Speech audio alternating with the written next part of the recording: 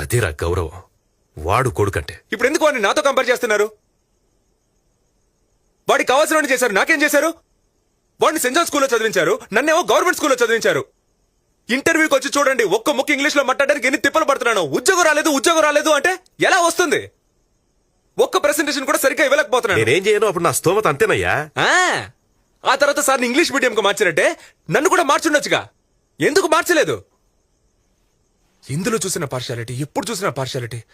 Compare చేసి చేసి అసలు ఎందుకు కంపేర్ చేస్తున్నారు? పేరులో కూడా వాడికి మాత్రం హీరో పేరు కార్తిక్, నాకు మాత్రం విలన్ పేరు Raghuvaran.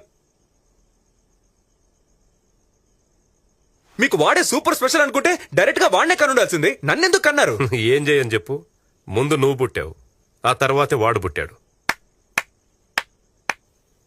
Super, very good. At least ఒప్పుకుంటున్నారుగా. అవును నిజమే అని. ఇంకేం మాట్లాడను? నేను పుట్టకపోయినా పర్లేదు, అదేగా మీరనేది. నా హెల్త్, నా ప్రాణం. నేను సిగరెట్ కాలుస్తాను, ఇంకేమైనా చేస్తాను. మీకేంటి నొప్పి?